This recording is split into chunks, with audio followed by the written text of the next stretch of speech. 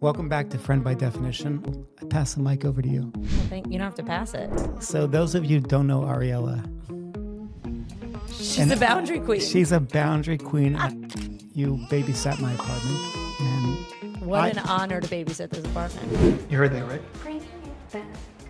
Okay, so bringing it back, you left your life. Your life. You left your life. You literally did. Is that possible? One of the things that I said in the intro to the show is that you're a life coach. How did you choose that into your life out of everything else you could have done? It was just not an option. On a vacation, I went to Tulum for the first time and had a session with a healer, and then left Tulum, but the seed was planted. I love just talking to you for hours. Welcome back to Friend by Definition. I wanted to start this podcast with a couple of updates. And the first update is I really wanted to give thanks to all my friends, my family, and all my cheerleaders that have been behind me in this podcast, that they haven't necessarily pushed me to do it, but they've definitely given me more confidence in my abilities to do what I want to do. And it's super helpful to have a circle of friends that are supportive to me in all different types of ways. So I wanted to give a shout out to everybody. You know who you are. And it was last week I got a phone call from a high school friend of mine. And it was like right before the Jewish holiday. And he's like, Levi, I just want to tell you that whenever I have time and I'm in my car, I listen to your podcast and you're doing a great job. And I was like, wow, Jordan, I was like, that's the only reason I do this, just for that one phone call. So things are working out, and I really love doing this podcast. I love the guests that I have on. I love doing it on my own terms with the people that I want to interview. Today's guest on Friend by Definition is a friend of mine. And when I first came across the idea of starting this podcast and the name of Friend by Definition and who my friends are and what people in my life are doing with themselves, how they've grown from their own challenges in life, one of the people that crossed my mind was Ariella. I thought about all my friends on my Rolodex. Who would I love to have on? And you were one of my inspirations. You were one of those people that crossed my mind. And the reason you crossed my mind is because you were on another podcast a while back, and I listened to your whole story from start to finish. And I've met you a couple of times in passing at Burns. We meet each other, we hang out. You have a great group of friends, a great circle of people, but I don't actually know you. I think I know you, but then I realized I don't know you at all. And I remember that you told me, you said, why don't you listen to this podcast I just recently did? And you'll fill everyone in what the podcast was and whatnot. And I sat there, I listened to it, I was like, wow, Ariella is like multidimensional. She's not just Ariella. You've really been through massive change.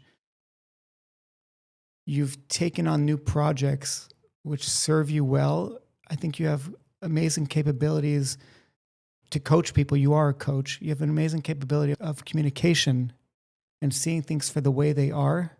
And really, one of the things I think between you and myself is our communication skills, in my mind, are top. And we've ran into some roadblocks, and communication solved everything. So with that being said, I want to welcome you to my podcast, and I'm beyond honored to have you over here.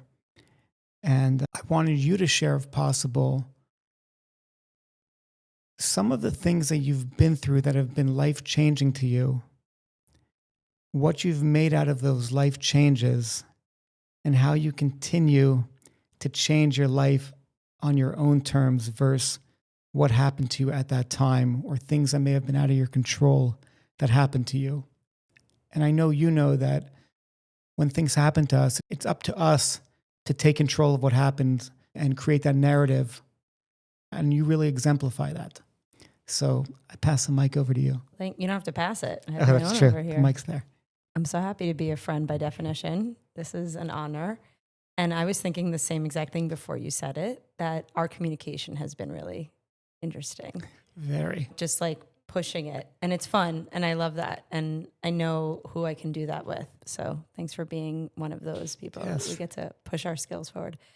So the question again is, so to dig into the bigger life changes that have happened and how kind of navigating them now or implementing them. Is True, that right. Like I said, a lot happened to you, and you can share, again, even with your physical illnesses, that you didn't choose it. I mean, you chose it afterwards because you changed it.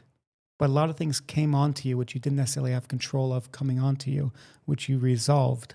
Yeah, I think just to like all of the other friends Yeah, by definition bring 'em now. in.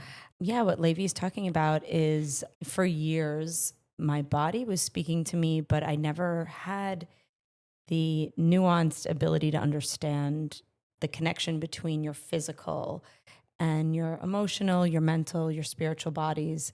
And now in the past like few years, I see them as these like rotating orbs that all are needing to be in balance to create this ecosystem that is you.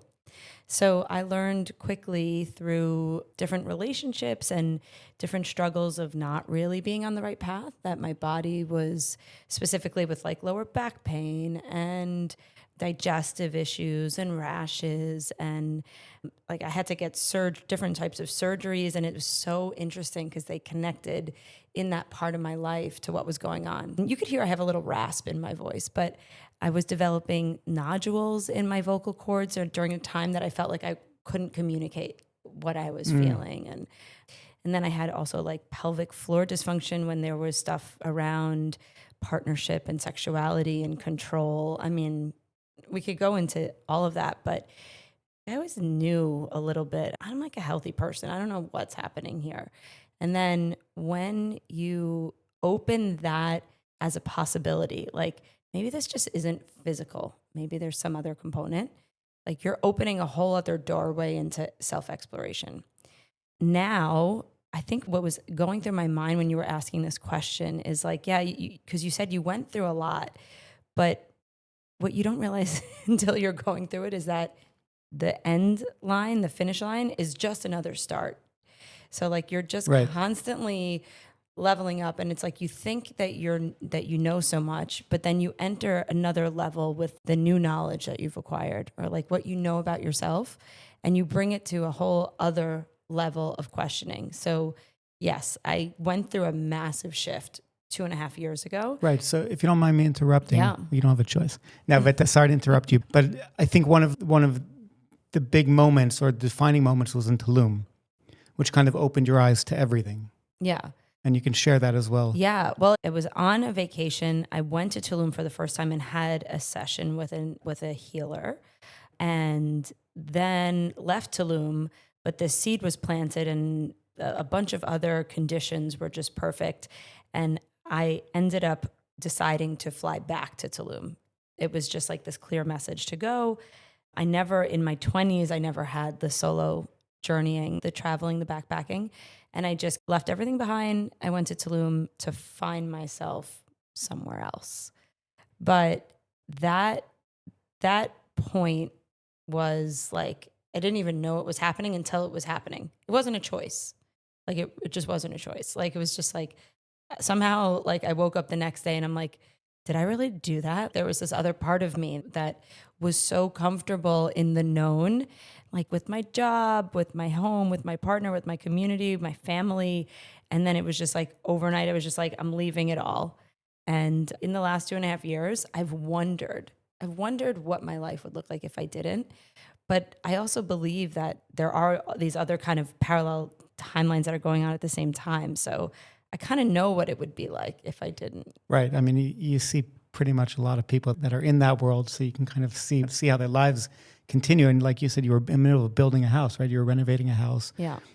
Things were going well to a degree. Yeah. I mean, really well. I was even surprised by it all. But that's when like the physical stuff, like it was in a bit of denial about it. Like, and my body was physically representing some just repressed feelings, beliefs. It was just like time. It was time to wake up. But when I was there, you alluded to this. You said, but like I got healthy. It was almost immediate. It was within like the first several weeks. of being there that like things just started to clear up. Yeah, you were mentioning that in the podcast. Like everything that wasn't working started working. Your voice and everything just became back to normal. Which I do want to say something, because if I was listening to this right now and I was dealing with some health issues, I'd be like, that's so frustrating to hear. It's like, okay, so it's on me. Like, so there's something that I'm missing.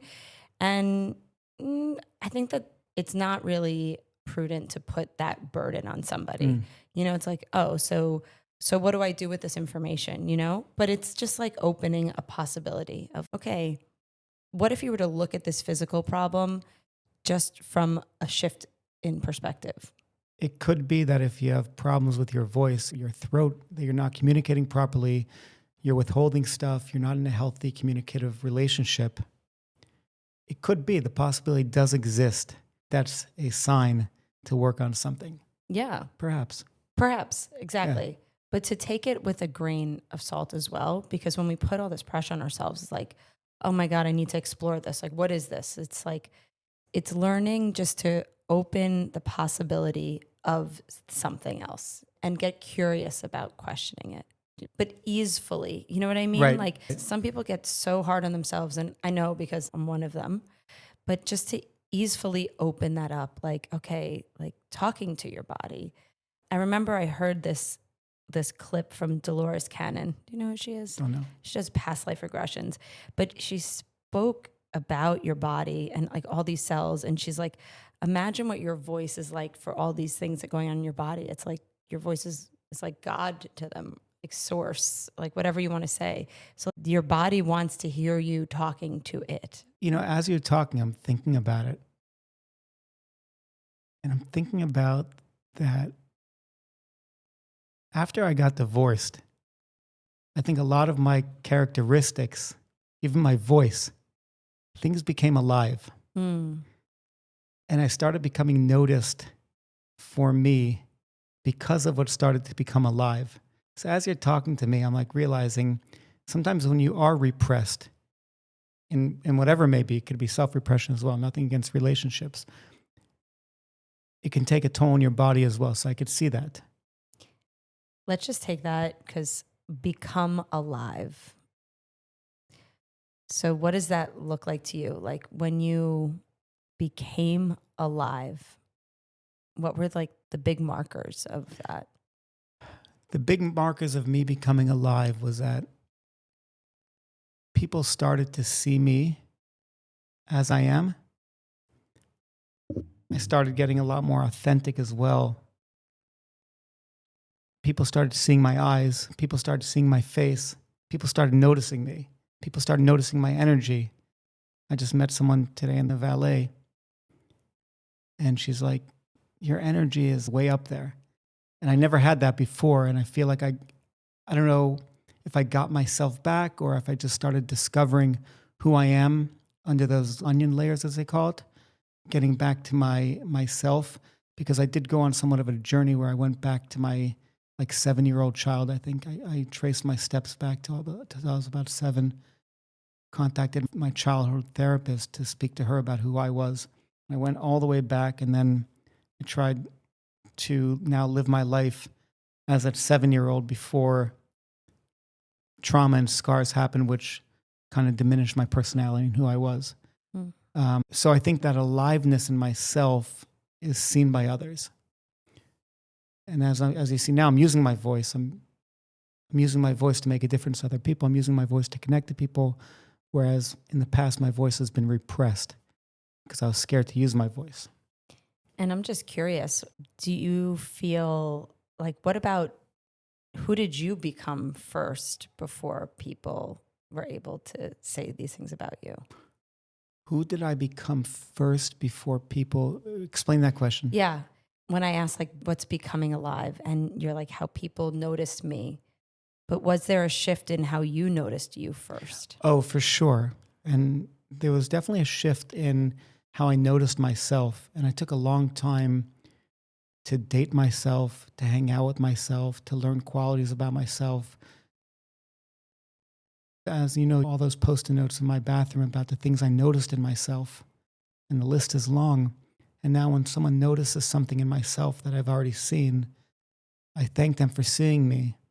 And if there's something that I don't know about myself, they point it out to me. I'm like, never knew that. Let me add it to the list. So I definitely feel a sense of that when constrictions are gone, the body does wake up, the personality wakes up. And I don't know you from prior to your Tulum trip, but you're definitely woken up now.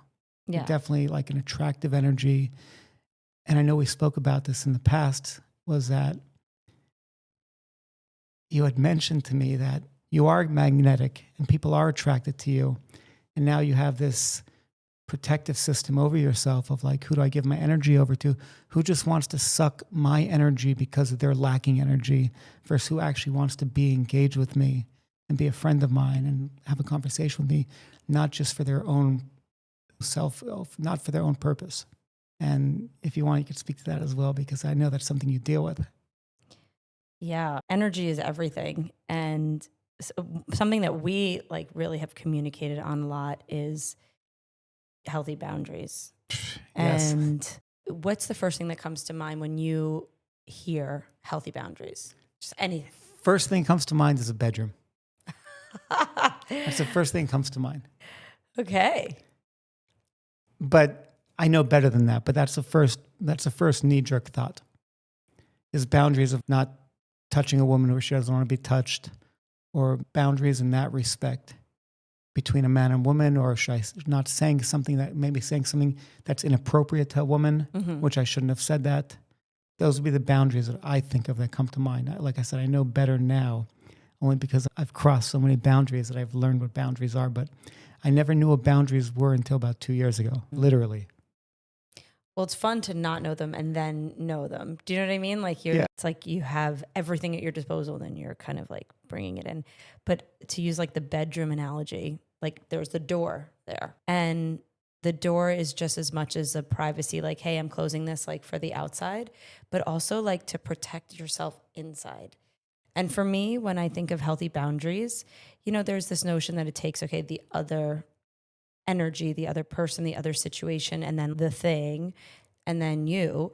But healthy boundaries, what I'm working with a lot now is like just preservation of where you want your energy going out.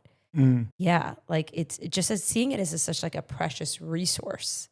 So a mentor of mine said something to the effect of that. We think with boundaries that like they have to be enforced so much. And what my mentor was trying to say to me was, when you're just living in your authenticity, when you're just interacting with the people that you want to be in the way that you want to be, they just happen more naturally. So it's that like makes sense. This evolution makes of them sense. where it's like first you like put them up and you're just like boundary, blah, blah, blah.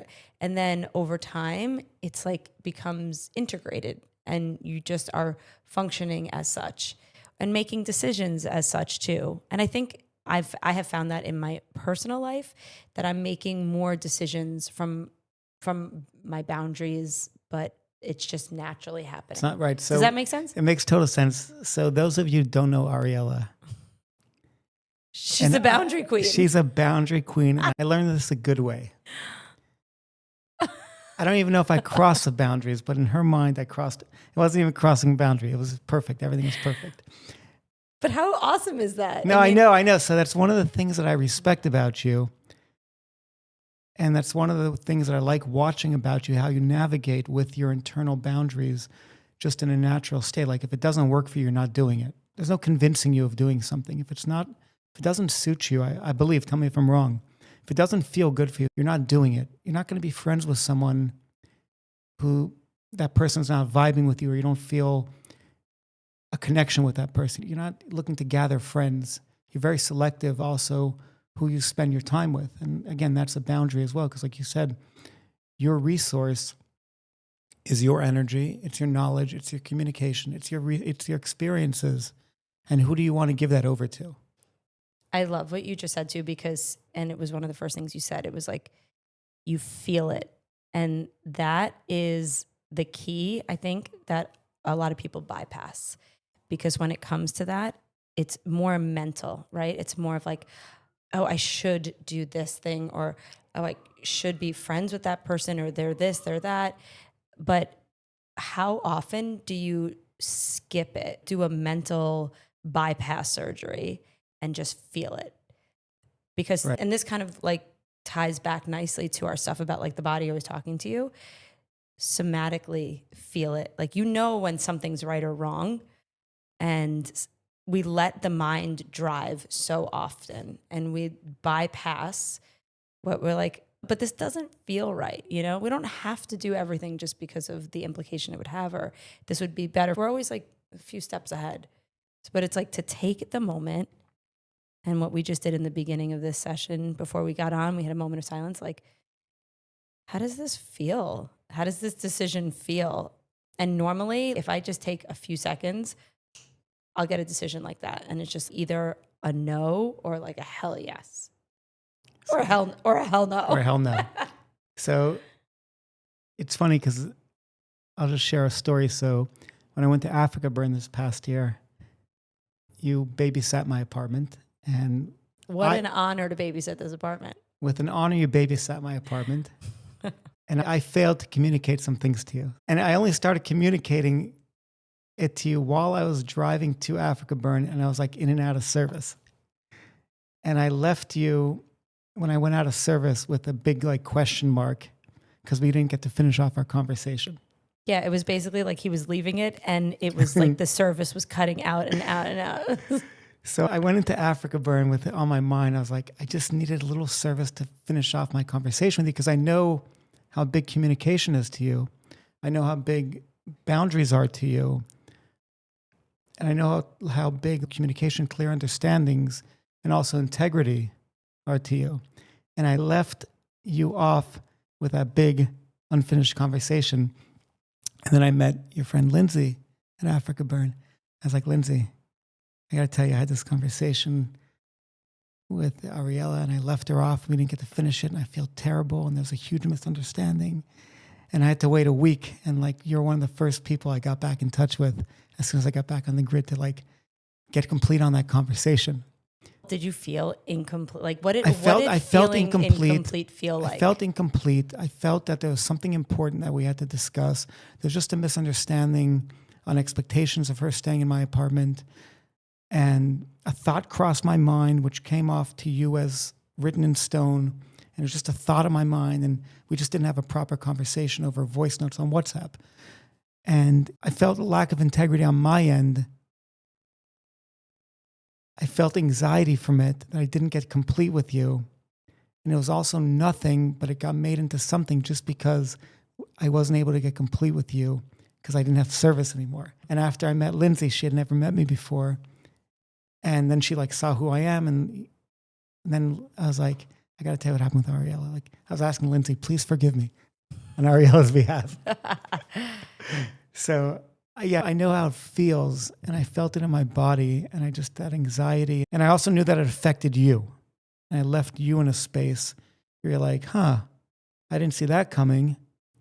And then I was like, empathetically, like, how is that for you when you're in my apartment and you just had a half conversation and we left it off with the unknown?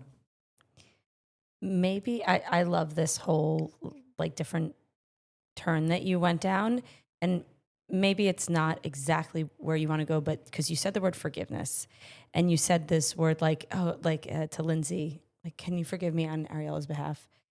How good does it feel to let go of something that like that you're holding? Like, this story just came to my mind as you were talking, and I had this client who left some message or said something to one of her friends, colleagues, and didn't hear back, and was torn up about it for 3 weeks before she heard back from her, this colleague, this friend, about this thing that she said.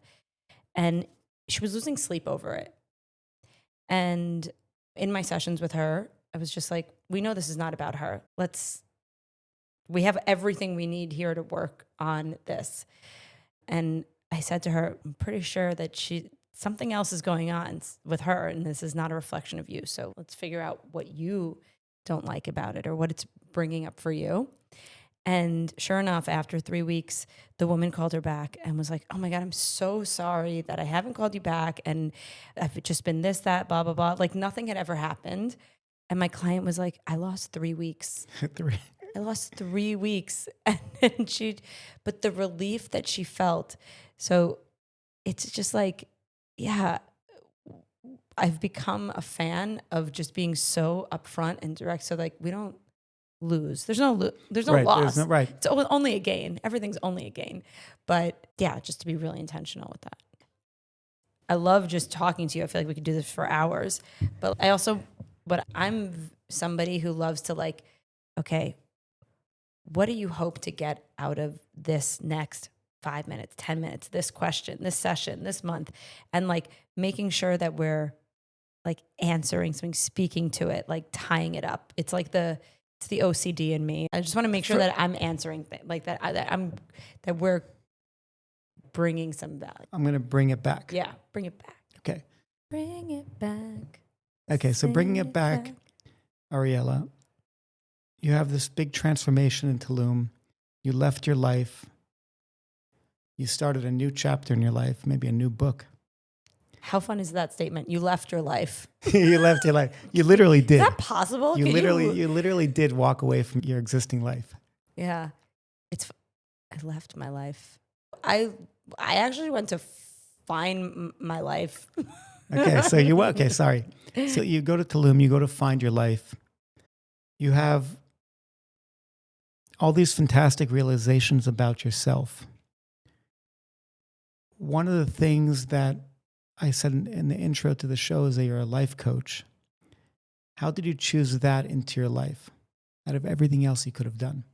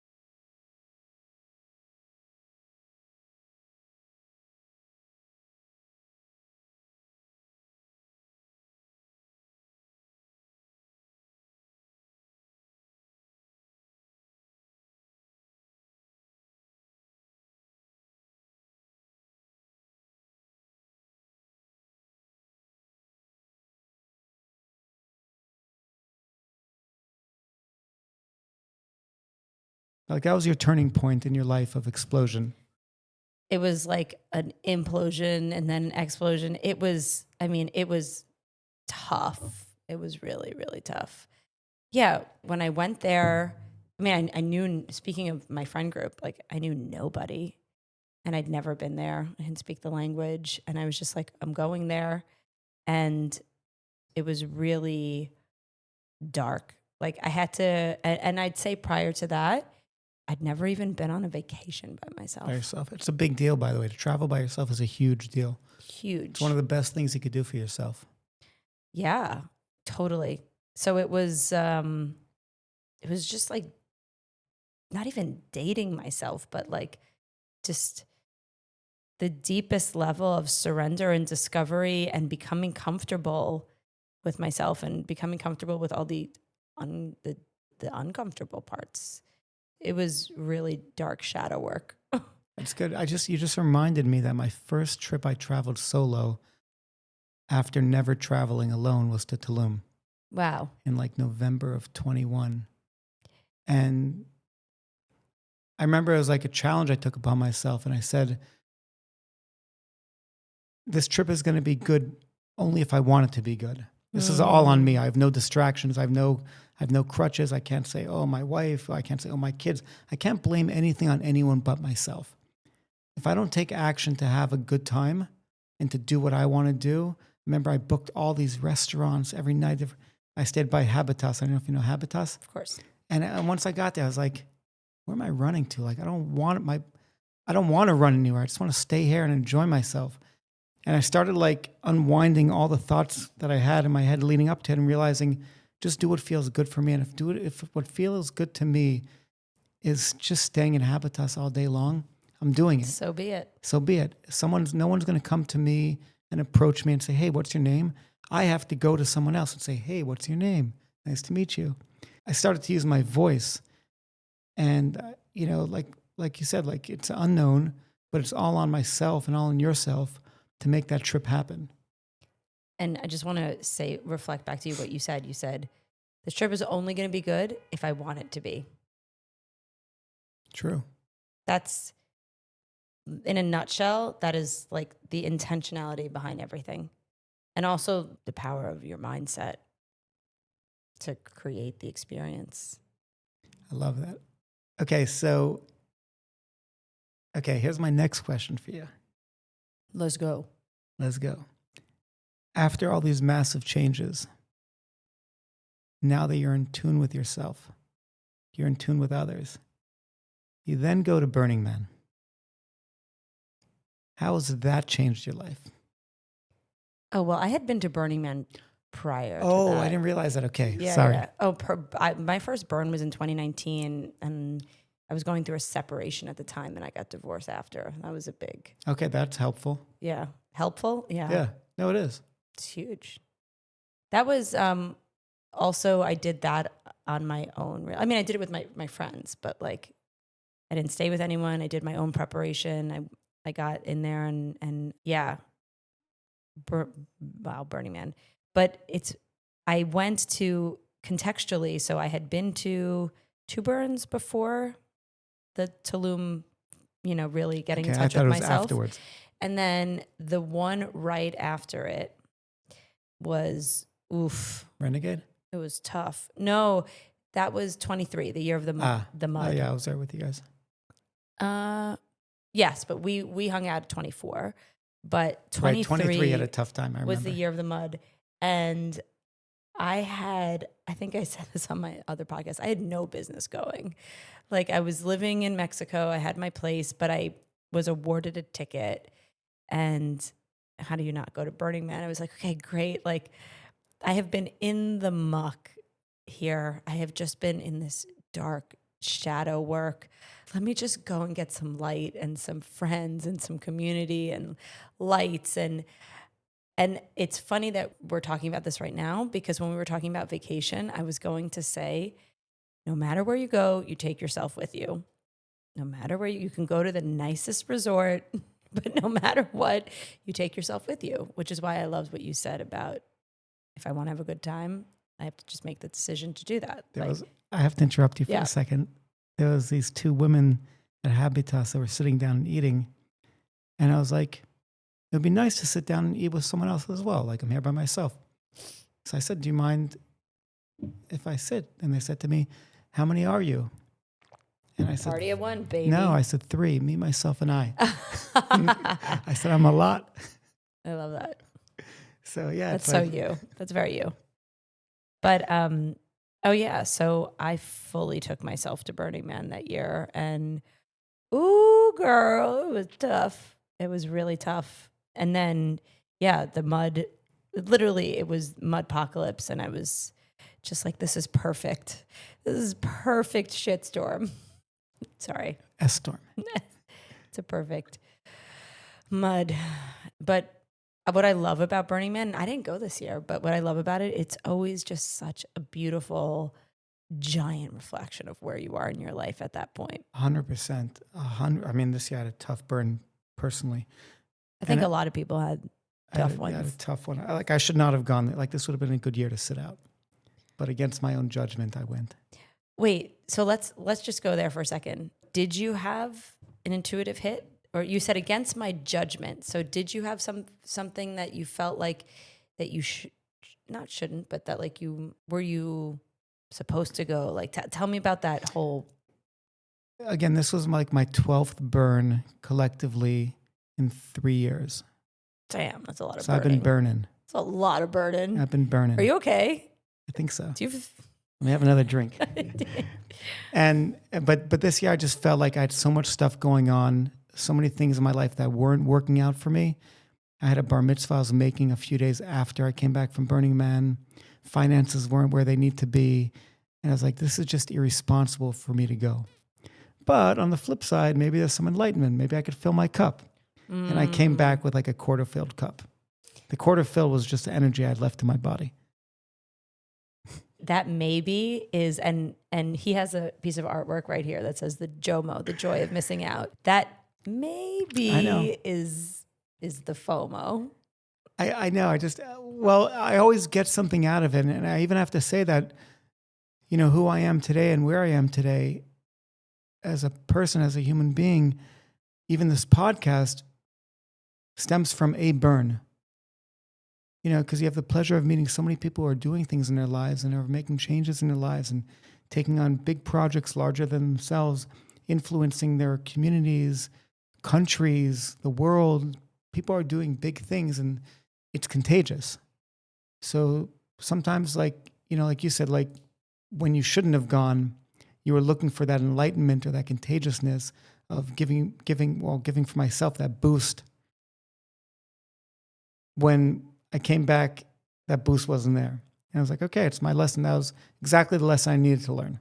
Yeah. So I got something out of it. So you were supposed to go, and I was supposed to go, but and I that's wasn't. always spoiler alert. Right. I was supposed to go, but I wasn't supposed to go. Yeah. I've never been a client of yours for a coaching session, but I have a feeling you're a great coach. Unofficially, you've had a session or two. Unofficially, I have a session or We two did with have you. a session when unofficially, but when you went back home, we had like a 45-minute hour call. Oh, yes. Thanks for reminding me. Oh, my God. I totally forgot about that. Folks, I'm that memorable. No, I went back to my parents in Ohio, and I had a really tough time. I don't know if I called you for coaching or I just called you because I knew you'd be able to hold space for me. Which I guess there a is difference? Yeah, I wasn't looking to take advantage of you. No, I'm not saying that. I'm saying coaching it's not really advice. It's space holding mainly. You did a great job. Yeah, you did a great job with space holding. I don't call a lot of people to hold space for me. Normally I take that on myself. Actually, I just remembered something that you said, and this goes back to like if it was coaching or space holding. At the end of it, you said, thanks for not, you said the way that like I asked some questions or that I didn't try to Fix. alleviate or fix, or you're right, or like just, but that I just was a witness to it or something. Right. You didn't give me advice. You didn't tell me how to do things. You didn't give me any suggestions. You kind of asked questions around what I was dealing with, which triggered me to find the solutions on my own, which I really appreciate. Because one thing I dislike is people who give me free advice and try to fix me, and they don't like, I hate unsolicited advice. And I noticed you're very good with that. And I didn't have to tell you that to begin with. I didn't have to tell you, hey, I just need you to listen to me. And you got it right away. So I really appreciate that. And I don't know if people appreciate that enough, because everyone's trying to fix everyone else. Everybody, watch this show. Here's a great recommendation. I never asked for anything. So I appreciate that about you. And I have to imagine. Go ahead. You know why? Because I don't have any answers, but you have all of them. And not even the answer is such like a definitive word, but the creative solutions or the support, you have all of it. It's funny because I was having one of my coaching cohorts this morning, and I actually think that I give too much advice. Or there's such a desire to like help somebody, Right. and take their pain and be like, okay, here's solution A, B, and I do it. But it's like more of a collaborative effort. I'm like, okay, so here's what we want to expand on, to transform, to change, whatever. How about this exercise? Like, what would this look like if we did this, and make it more of not like more of a two-way street. But I do love to give tangible things, but just being the space and asking questions, and we were working on that today in our cohort, it's tough. It's really tough. It is. But the number one thing to charge it all with is curiosity. So like when we were on that phone call, when you were back home, I was actually, and you were describing your, the childhood home and how you were feeling. I just got curious. Right. So you weren't right. You were curious about my situation, which then triggered my own curiosity to a degree in how I could move past, and not to discredit anything I was feeling or going through, but how I could consume it and move past it. So I thought you did a phenomenal job, and I wouldn't put that in many people's court, me Thanks. personally. Thank you. So how do people find you? I'm holding a big sign on the corner of Post and 45th right now. No, are you? No, I mainly work remote. Yeah, mainly remote. You're out of New York most of the time, right? I live in New York now. Yeah, I'm finally putting down roots. I've been In New York? nomadic for 2.5 years. Yeah. I never thought I would again. And I was living out here in Miami for 4 months and I loved it, but I'll come back and forth. Come back, yeah. It's easy. It's easy a place to come to. I work mainly remotely, so people can find me on my website, ariellashanti.com, and Instagram, which is I'm having an interesting relationship with Instagram, Ariella Shanti. It takes a lot. But I'm looking, like I see a lot of exciting things. I want to start to be more out of the computer. Like I'm hosting group things. Oh, that's nice. That's coming in 2026. Like workshops? Yeah, it's just a sparkle in my eye now, but I'm just such an in-person girl. Like I love being in flesh and with a lot of people. You could totally do it. Yeah. I could see you leading like a course or a session or however you refer to it. And group things are so exciting because you learn so much from being in. And this goes back to what we said. Even the people that trigger you are the right. It's also like there's so much more interaction and like forcing other people to interact with other people as opposed to one-on-one. Yeah. Like if humans are all mirrors, because we know, right? Like a one-on-one session, it's a very powerful reflection, but imagine you're in a hall of mirrors and you have all these other reflective surfaces kind of catching a different angle, different light, and then they all kind of like come in the center to create this prismatic thing. Pretty cool. I see you doing it. Yeah, thanks. And crushing it.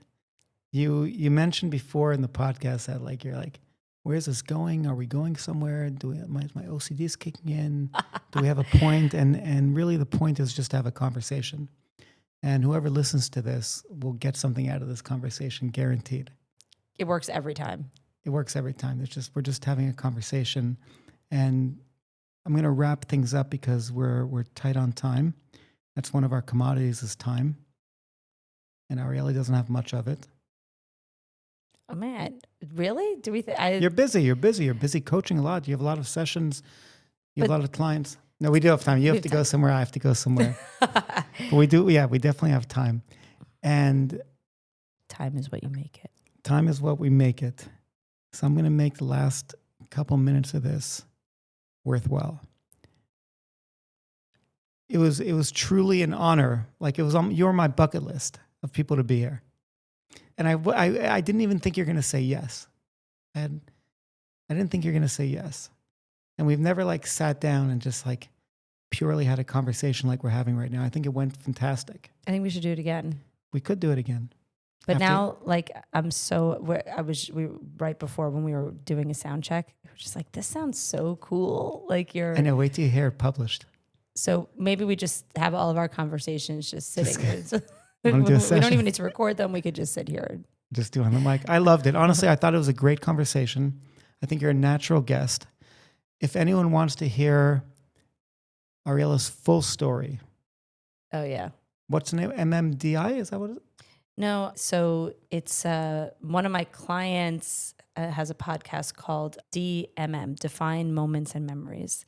And we did a whole, it's like over an hour. Hour and 29 minutes. Oh my God, an hour and a half of like just that pivot point, that story. So that's Right. a lot. That's why I didn't want to go in it for too long. But if you just go to YouTube and you search in Ariella Shanti, it will come up straight away. I actually rewatched it, most of it again, just to re-trigger it so I could remember some of the things that you said on there that I wanted to speak to you about. I just didn't want to be redundant. Yeah.